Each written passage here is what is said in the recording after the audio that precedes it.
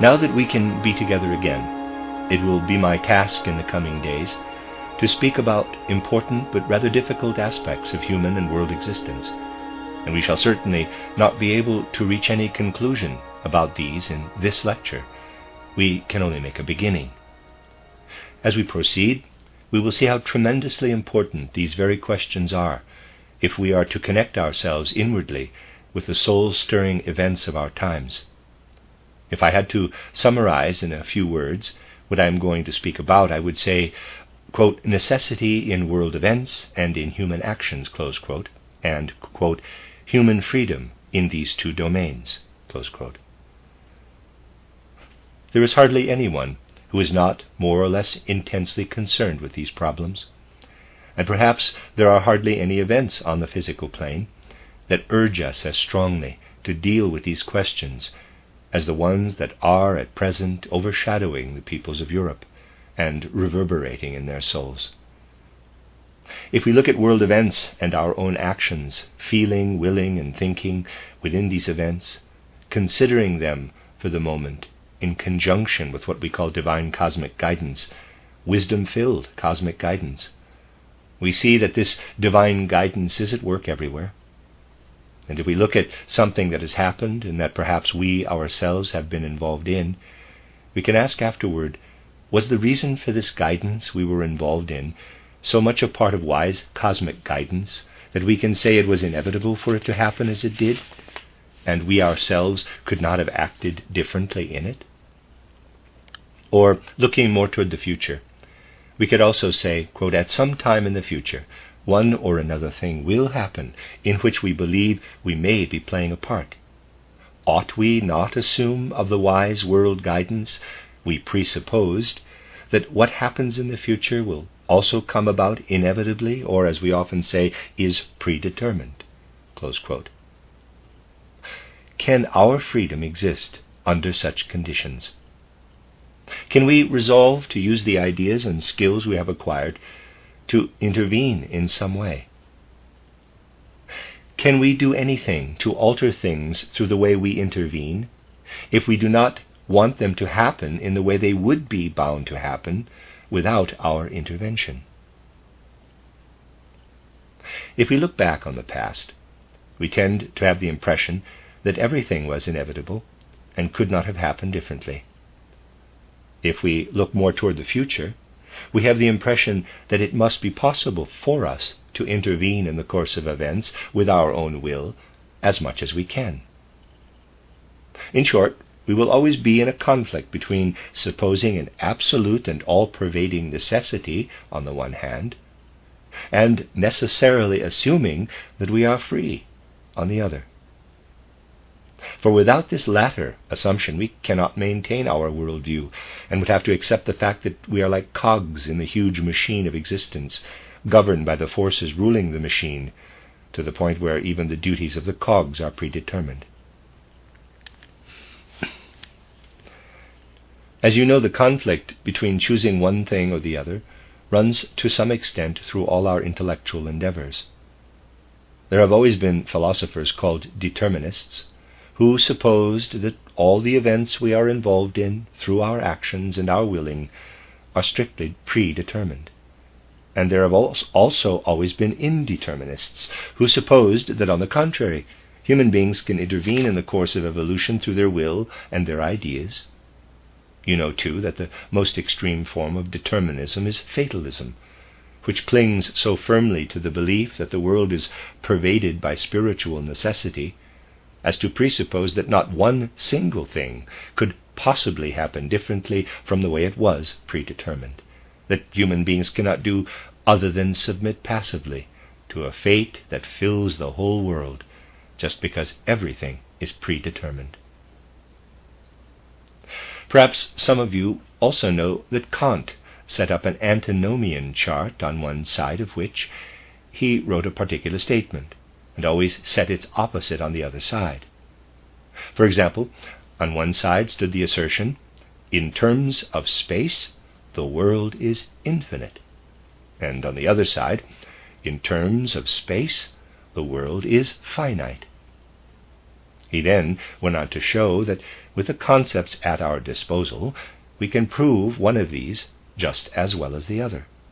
We can prove with the same logical exactitude that the world is infinite with regard to both space and time, or that the world is finite, boarded up in terms of space, and that it had a beginning in time.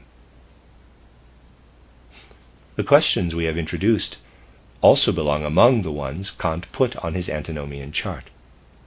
He drew people's attention to the fact that one can just as well prove positively, in as proper and logical a way as possible, that everything that happens in the world, including human action, is subject to rigid necessity, as one can prove that human beings are free and influence in one way or another the course of events when they bring their will to bear on it.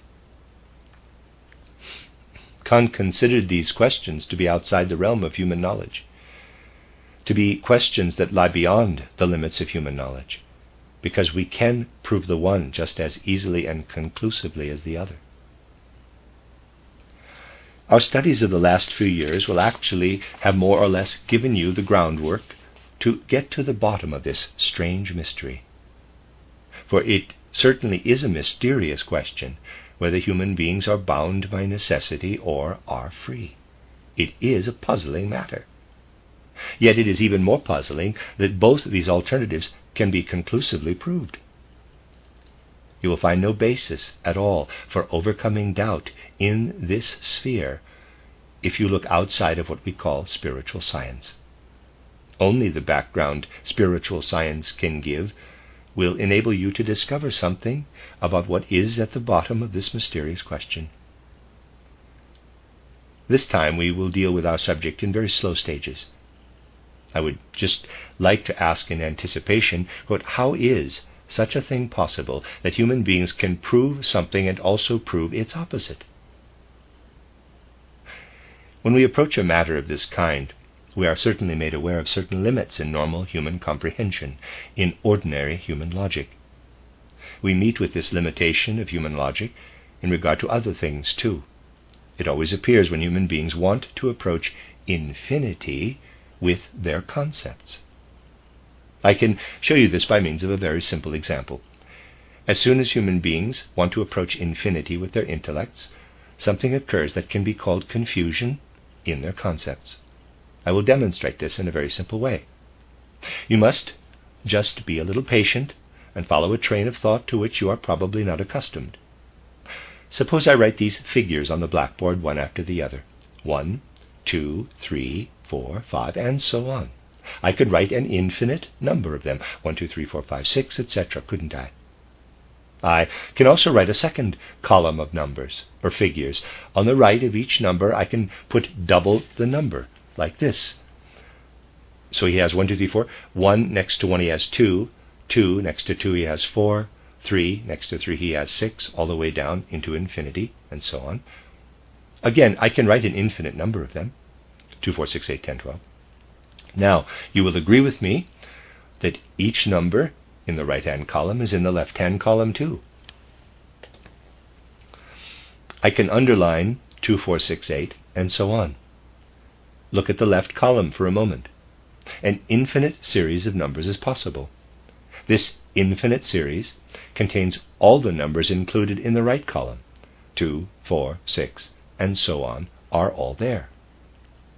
I can continue underlining them.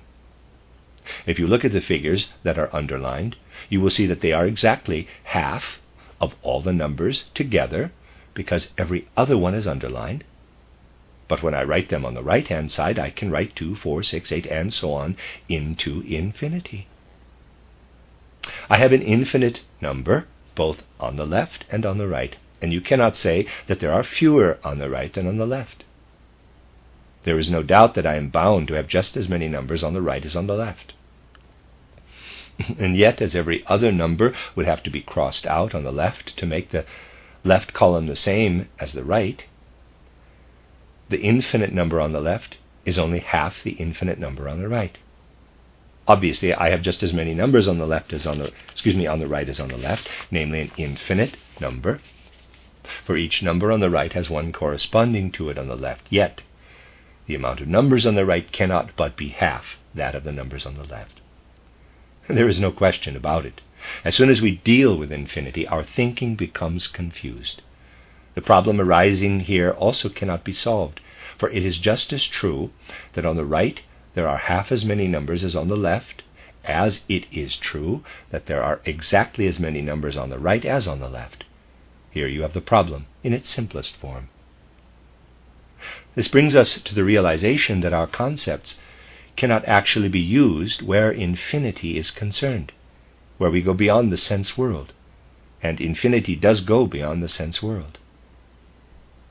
And do not imagine this to apply only to unlimited infinity, for you cannot use your concepts where limited infinity is concerned either, as the same confusion arises there.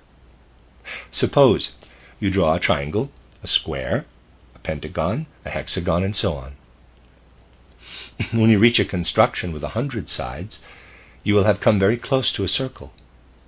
You will no longer be able to distinguish the small lines very clearly, especially if you look at them from a distance. Therefore you can say that a circle is a polygon with an infinite number of sides. If you have a small circle, there are an infinite number of sides in it. If you have a circle twice the size, you still have an infinite number of sides, and yet exactly twice as many. So you do not need to go as far as unlimited infinity. For if you take a small circle with an infinite number of sides and a circle twice the size with an infinite number of sides, then even in the realm of visible limited infinity you can encounter something that throws your concepts into utter confusion. What I have just said is extremely important, for people completely fail to notice that there is only a certain field where our concepts apply, namely the field of the physical plane, and that there is a particular reason why this has to be so. You know, at a place where people are attacking us rather severely, which is now happening in many places from a great many people, a pastor gave a speech opposing our spiritual science, and thinking it might be especially effective, he concluded with a quotation from Matthias Claudius. This quotation says roughly that human beings are really poor sinners who cannot know much, and ought to rest content with what they do know, and not chase after what they cannot know. The pastor picked this verse out of a poem by Matthias Claudius because he thought he could charge us with wanting to transcend the sense world. After all, had not Matthias Claudius already said that human beings are nothing but sinners who are unable to get beyond this world of the senses? Quote, by chance, close quote, as people say, a friend of ours looked up this poem by Matthias Claudius and also read the verse preceding it. This preceding verse says that a person can go out into the open, and although the moon is always a round orb, if it does not happen to be full moon, he sees only part of the moon, even though the other part is there. In the same way, there are many things in the world people could become aware of if only they looked at them at the right moment. Thus Matthias Claudius wanted to draw attention to the fact that people should not confine themselves to immediate sense appearance, and that anyone who allows himself to be deceived by this is a poor sinner. In fact, what the good pastor quoted from Matthias Claudius reflected on himself. The sense world, if we happened not to be just like that pastor, at times makes us aware that wherever we look, we should also look in the opposite direction and adjust our first view accordingly. However, the world of the senses cannot supply this immediate adjustment with regard to what transcends the sense world. We cannot just quote the other verse. That is why human beings philosophize away and, of course, are convinced of the truth of their speculations, for they can be logically proved. But their opposite can also be logically proved. So let us tackle the question today. Why is it that when we transcend the sense world, our thinking gets so confused? And we will now look at the question in a way which will bring us closer to an answer. How does it happen that two contradictory statements can both be proved right? We will find this has to do with the fact that human life is in a kind of central position, a point of balance between two polar opposite forces, the Ahrimanic and the Luciferic. You can, of course, cogitate on freedom and necessity, and imagine you have compelling evidence that the world contains only necessity.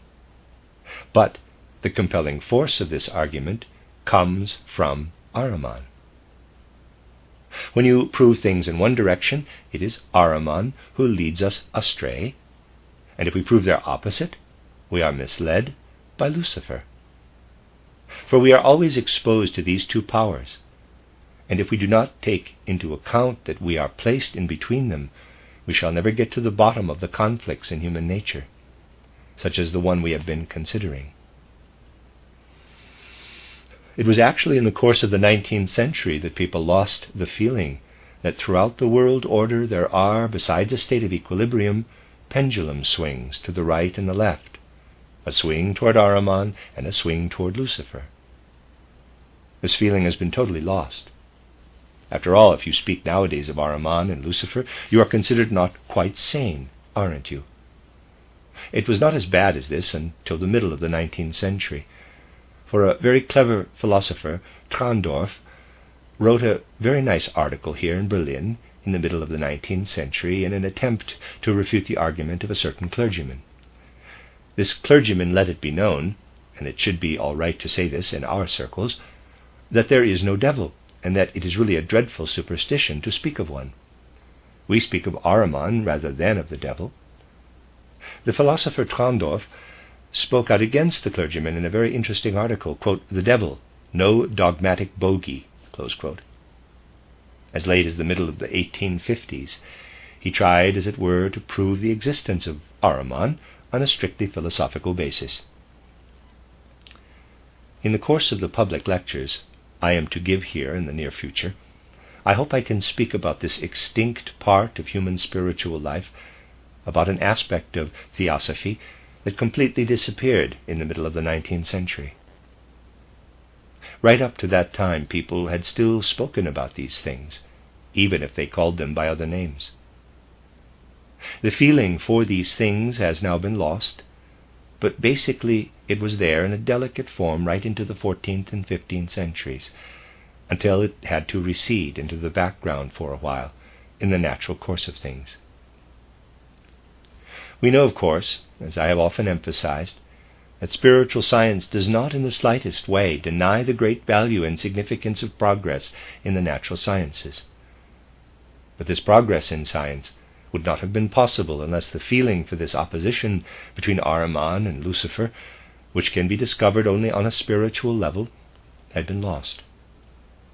It now has to emerge again above the threshold of human consciousness. I would like to give you an example of how things stood in regard to Ahriman and Lucifer in the days when people had only a feeling left that there are two different powers at work. Here is an example to illustrate this. In the old town hall in Prague, there is a remarkable clock that was made in the 15th century. This clock is really a marvel. At first sight it looks like a sort of sundial, but it is so intricately constructed that it shows the course of the hours in a twofold way, the old Bohemian and the modern way. In the old Bohemian way, the hours went from 1, or rather 0 to 24, and the other way only to 12. At sunset, the pointer or gnomon, and there was a shadow there, always pointed to 1. The clock was so arranged that the pointer literally always indicated 1 at sunset. That is to say, despite the varying times of sunset, the hand always showed 1. In addition to this, the clock also showed when sun or moon eclipses occurred. It also showed the course of the various planets through the constellations, giving the planetary orbits. It really was a wonderful construction, and even showed the movable festivals. That is to say, it indicated on what day Easter fell in a particular year. It was also a calendar giving the course of the year from January to December, including the fact that Easter is movable. A special pointer showed on what day Easter fell, despite it being movable, and it also showed Whitsun. This clock, then, was constructed in the 15th century in an extraordinarily impressive way. and the story of how it was constructed has been investigated. But apart from this story, and the documents are there for you to read with lots of descriptions, there is a legend that also aims at giving an account of the marvelous quality of this clock, first regarding its wonderful construction, and then regarding the fact that the man who was gifted enough to make such a clock always wound it up as long as he lived. After his death, nobody could wind it, and they searched everywhere for people who could put it in order and get it going. As a rule, they only found people who damaged it.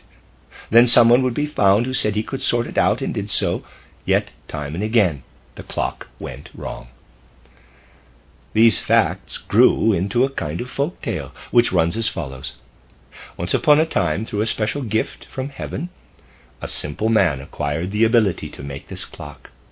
He alone knew how to look after it. The legend attaches great significance to the fact that he was only a simple man, who acquired this ability through special grace. That is to say, he was inspired by the spiritual world.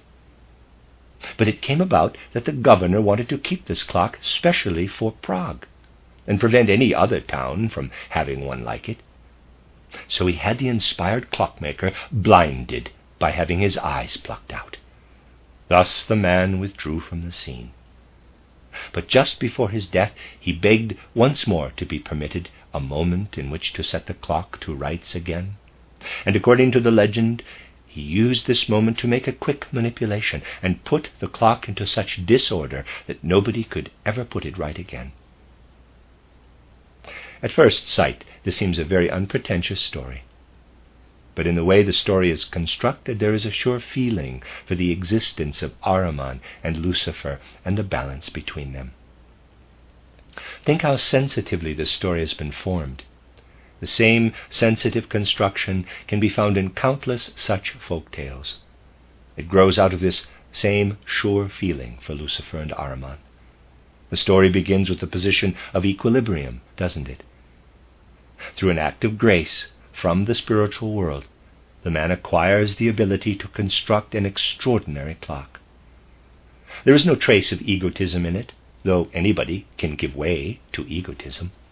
It was a gift of grace, and he really did not build that clock out of egotism. Nor was there any intellectuality in it, for it is expressly stated that he was a simple man. This whole description of the skill being an act of grace with no trace of egotism, and of his being a simple man who was free of intellectuality, was in fact given in order to indicate that there was no trace of Ahriman and Lucifer in this man's soul, but that he was entirely under the influence of divine powers that were good and progressive. Lucifer lived in the governor. It was out of egotism that he wanted to keep the clock exclusively for his own town, and this was why he blinded the clockmaker. Lucifer is placed on the one side. But as soon as Lucifer is there, he always allies himself with his brother, Ahriman. And because the man has been blinded, this other power acquires the capacity to attack from outside through skillful manipulation. That is the work of Ahriman. Thus the power for good is placed between Lucifer and Ahriman. You can find a sensitive construction like this in many of the folk tales, even the simplest of them. But it was possible for this feeling of the intervention of Ahriman and Lucifer in life to get lost at a time when a sense had to gain ground that positive and negative electricity, positive and negative magnetism, and so on, are the basic forces of the material world. This feeling for perceiving the world spiritually had to withdraw in order for scientific investigation to flourish. We shall now look at how Ahriman and Lucifer intervene in what human beings call knowledge, in what people call their relation to the world in general, in a way that leads to the very confusion we were speaking about. This confusion is especially evident in the questions we have introduced. Let us take a simple hypothetical example. I could just as well have taken this from great world events as from everyday occurrences. Let us suppose that 3 or 4 people are preparing to go out for a drive. They plan to travel, let us say, through a mountain pass. This pass has overhanging rocks. The people are ready for the drive and intend setting out at an arranged time, but the chauffeur has just ordered another mug of beer, which is served a bit too late. He therefore delays the departure by 5 minutes.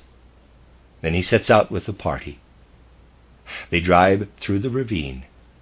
Just as they come to the overhanging rock, it breaks loose, falls on top of the vehicle, and crushes the whole party. They all perish, or perhaps it was only the passengers who were killed, and the chauffeur was spared. Here we have a case in point.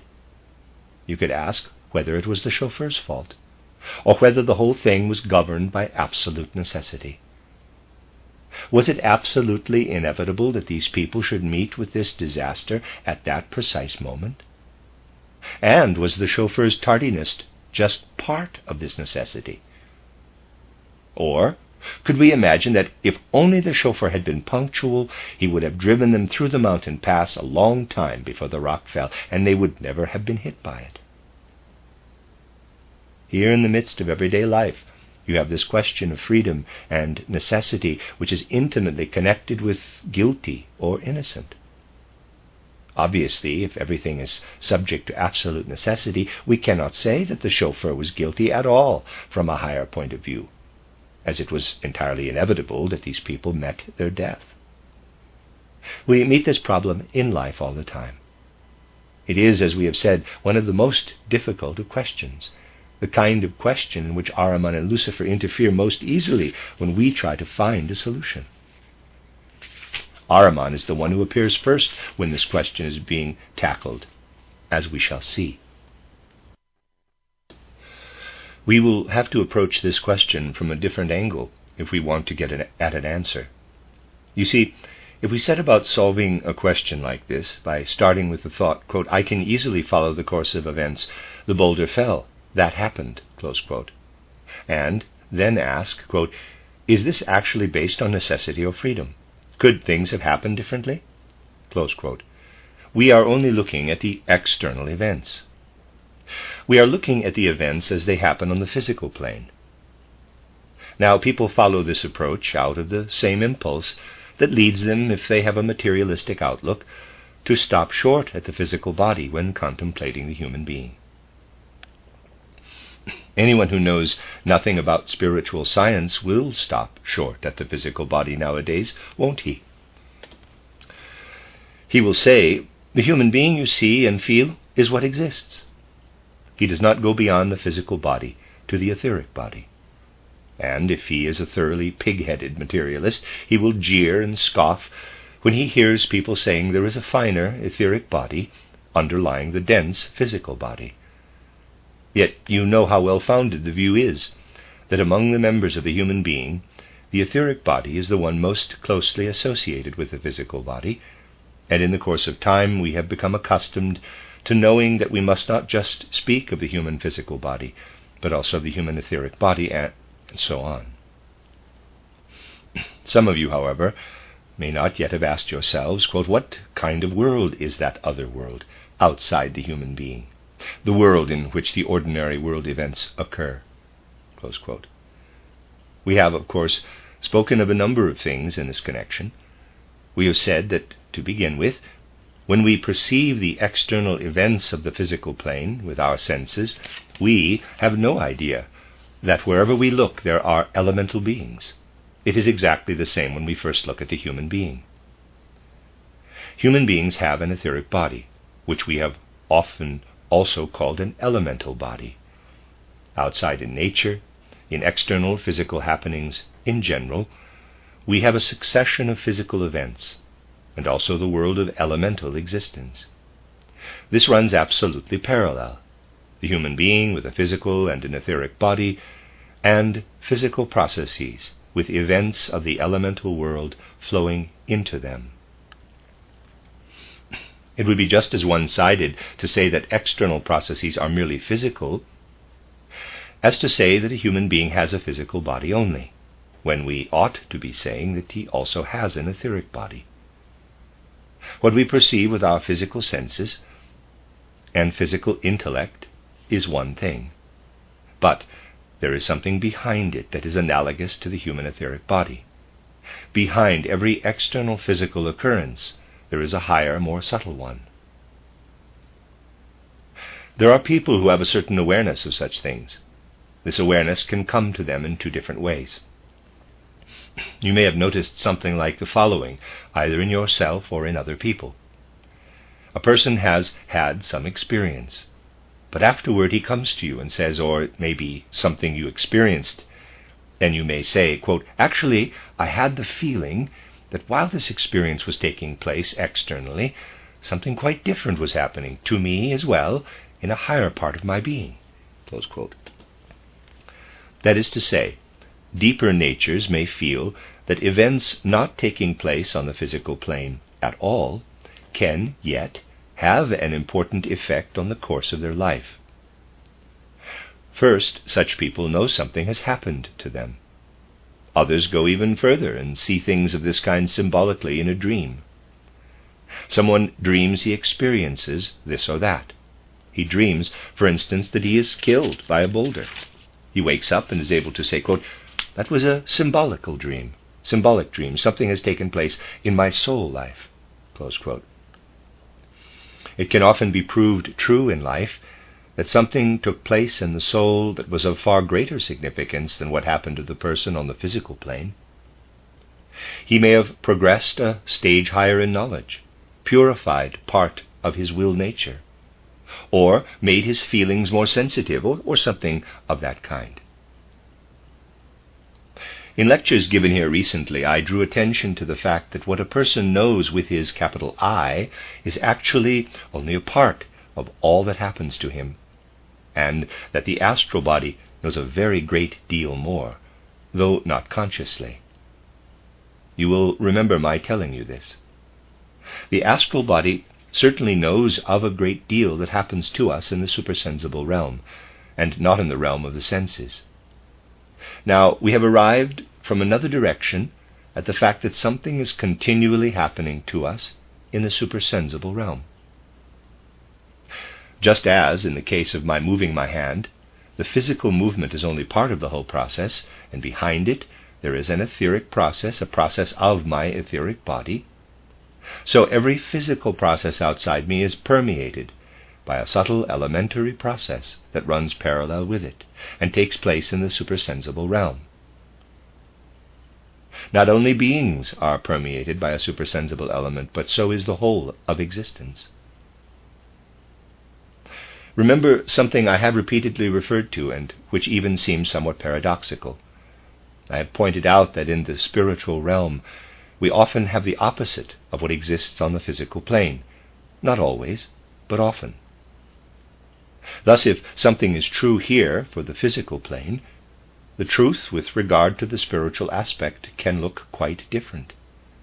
Not always, as I say. But I have counted many cases over the years where one would have to say that on the spiritual level there is exactly the opposite result from what one would expect to happen on the physical plane. With regard to supersensible occurrences running parallel with those of the sense world, this is occasionally, in fact very often, the case. So let us examine it. If we see a party of people setting off by coach and taking a drive, and a piece of rock falls and crushes them, that is the physical occurrence. Parallel with this physical event, that is to say, within it in the same way as our etheric body is within us, there is a supersensible occurrence. And we have to recognize that this may be the exact opposite of what is happening here on the physical plane. In fact, it is very frequently the exact opposite. This can also create great confusion if we do not watch out. For instance, the following may happen. If someone has acquired atavistic clairvoyance and has a kind of second sight, he or she may have the following experience. Supposing a party of people is setting out on a journey, but at the last moment one of the party decides to stay behind. The person who has second sight, let us say, or in other words, the person who has second sight, let us say, instead of going with the others, that person stays behind and after a while has a vision. In this vision, any event can appear to that person. He or she could, of course, just as well see the party being hit by boulders as see, for instance, and this can be a matter of disposition, that some especially good fortune happens to them. He or she could very well see the party having a very joyful experience, and might subsequently hear that the party had perished in the way I described. This could happen if the clairvoyant were not to see what was happening on the physical plane, which he might very well have seen, but had seen what was happening as a parallel event on the astral plane. For the moment these people left the physical plane, they may well have been called to something special in the spiritual world, something that filled them with an abundance of new life in the spiritual world. In short, the clairvoyant person may have seen an event of the supersensible worlds going on in exactly the opposite direction, and this absolutely contradictory event could be true. It might really be the case that here on the physical plane a misfortune exists that corresponds in the supersensible world to some great good fortune for those same souls. Now, someone who thinks he is smarter than the wise guidance of the world, and there are such people, might say, quote, "If I ruled the world, I would not do it in such a way that I call souls to happiness in the spiritual world and at the same time shower them with misfortune here on the physical plane. I would do it better than that." Close quote. Well, all one can say to people like that is, quote, "Surely one can understand that here on the physical plane people can easily be misled by Ahriman. But cosmic wisdom always knows better." Close quote. It would be a matter of the following. The task awaiting the souls in the spiritual world requires their having this experience here on the physical plane, so that they can look back, so to speak, to this physical event of their earthly lives and gain a certain strength they need. That is to say, for the souls who experience them, these two occurrences, the physical and the spiritual one, may necessarily belong together. We could quote hypothetical examples of all kinds, showing that when something takes place here on the physical plane, there exists, as it were, an etheric body of this event, an elemental, supersensible event belonging to it. We must not merely generalize like pantheists do and stop short at the general statement that there is a spiritual world underlying the physical, but we must give concrete examples. We must be aware that behind every physical occurrence there is a spiritual occurrence, a real spiritual occurrence, and both together form a whole. If we follow the course of events on the physical plane, we can say that we get to the point where we link together the events of the physical plane by means of thoughts. And as we watch things happen on the physical plane, we actually reach the point of finding a cause for each effect. Those are in quotes. That is how things are. People everywhere look for the cause belonging to each effect. Whenever anything has happened, people always have to find the cause of it. But this means finding the inevitability. If you look with sufficient pedantry at the simple example I chose, you could say, quote, "Well, now, this party had gathered and had fixed their departure for a definite time. But if I follow up why the chauffeur was tardy, I will go in several directions. First of all, I may look at the chauffeur himself and consider how he was brought up and how he became tardy. Then I will look at the various circumstances leading to his getting his mug of beer too late. All I will be able to find in this way is merely a chain of causes. I will be able to show how one event fits in with the others in such a way that the affair could not possibly have happened otherwise. I will gradually come to the point where I completely eliminate the chauffeur's free will. For if we have a cause for every effect, this includes everything the chauffeur does as well." Close quote. The chauffeur only wanted another mug of beer, didn't he? Because he had probably not been thrashed sufficiently when he was young. If he had been thrashed more often, and it is not his fault that he was not, things would not have turned out as they did. Looking at it this way, we can base the whole thing on a chain of cause and effect. This has to do with the fact that it is only on the physical plane that we can use concepts. For just consider, if you want to understand something, one thought must be able to follow another. That is to say, you depend on being able to develop one thought out of another. It lies in the nature of concepts that one follows from the other. That must be so. Yet what can be clearly and necessarily linked together through concepts on the physical plane immediately changes as soon as we enter the neighboring supersensible world. There we have to do not with cause and effect, but with beings. This is where beings are active. At every moment, one or another being is working on or withdrawing from a task. There it is not at all a matter of what can be grasped by concepts in the usual sense. If you tried using concepts for what is happening in the spiritual world, the following could happen. You might think, quote, well, here I am. Certainly I am far enough advanced to perceive that something spiritual is happening. At one moment a gnome approaches, then a sylph, and soon afterward another being. Now all the beings are together. I will do my best to fathom what the effects will have to be. Close quote. On the physical plane, this is sometimes easy to do, of course. If we hit a billiard ball in a certain direction, we know which way the other one will go because we can calculate it. Yet on the spiritual plane, it may happen that when you have seen a being and now know, quote, that is a gnome. He is setting out to do something, and will do such and such. He is joining forces with another being. Thus the following is bound to happen, close quote. You think you have figured it all out. But the next moment another being appears and changes the whole thing. Or a being you were counting on drops out and disappears and no longer participates. There everything is based on beings. You cannot link everything together with your concepts in the same way as you can on the physical plane. That is quite impossible. There you cannot explain one thing following from the other on the basis of concepts. Things work together in an entirely different manner in the spiritual world, in the series or stream of spiritual happenings running parallel with physical happenings. We must become familiar with the fact that underlying our world there is a world we must not only assume to be spiritual in comparison to ours, but we must also assume its events to be connected with each other in a totally different way than those in our world.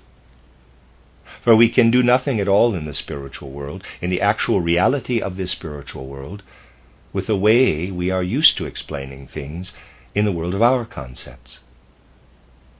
Thus we see that two worlds interpenetrate. One of them can be grasped with concepts, and the other cannot, but can only be perceived. I am pointing to something that goes very deep, but people are not aware how deep it goes. Just consider for a moment that if someone were to believe he could prove everything, and that only what has been proved is true, the following could happen. That person could say, quote, as a matter of fact, everything has to be proved, and what has not been proved is unacceptable. Therefore, everything that happens in the course of the history of the world must be capable of being proved. So I only need to think hard, and I am bound to be able to prove, for instance, whether the mystery of Golgotha took place or not. Close quote. Indeed, people are so very inclined nowadays to say that if the mystery of Golgotha cannot be proved, the whole thing is nonsense, and there never was such an event. And what do people think of proofs? They think that one starts with one definite concept and proceeds from this to the next one, and if it is possible to do this right through, the matter is proved.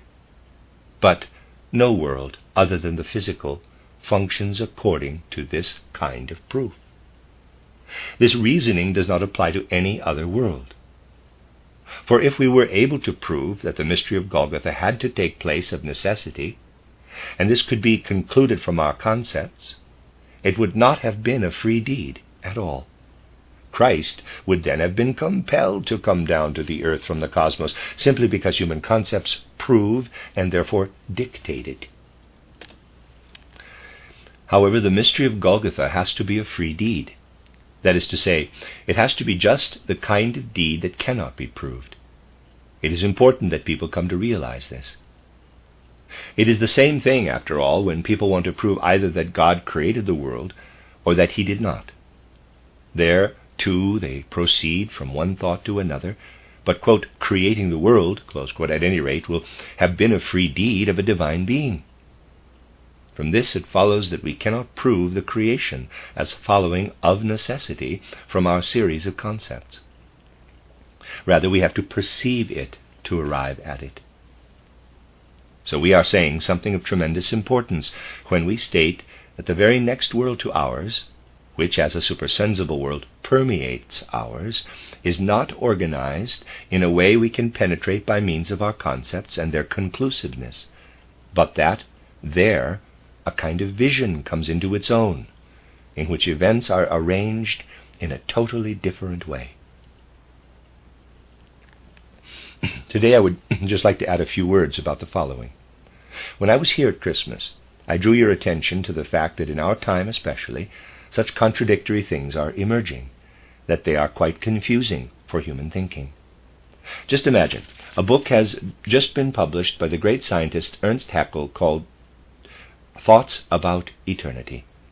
I have already mentioned it earlier. These thoughts about eternity contain exactly the opposite of what many other people have concluded as a result of living through recent world events.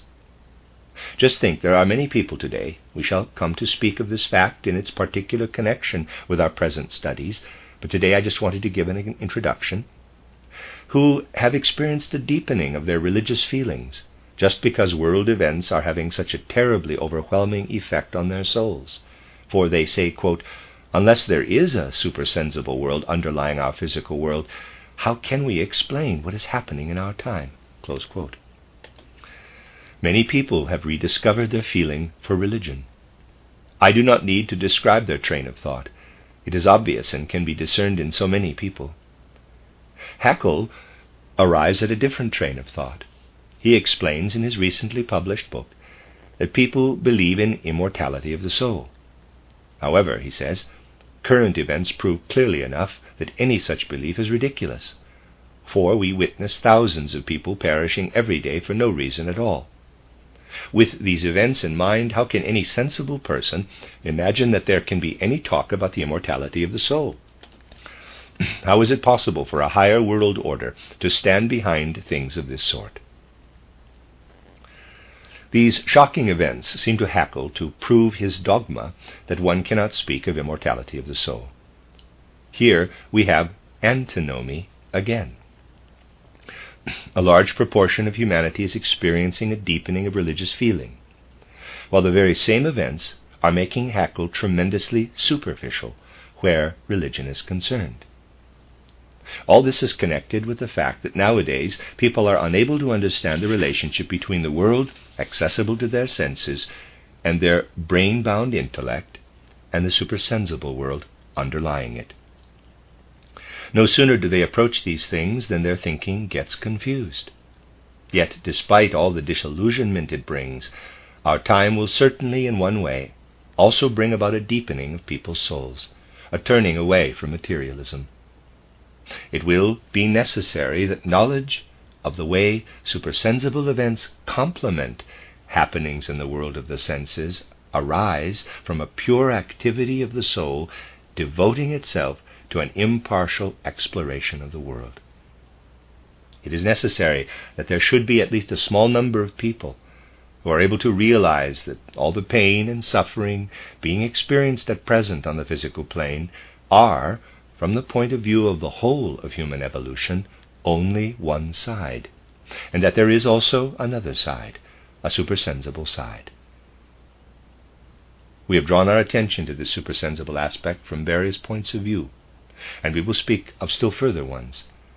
But when peace returns to Europe's blood-stained soil, we will again and again experience the need for a group of people capable of hearing and sensing spiritually what the spiritual worlds will then be saying to humanity in times of peace. And we must never tire of impressing the following lines upon our hearts and souls, for it will be proved over and over again how deeply true they are.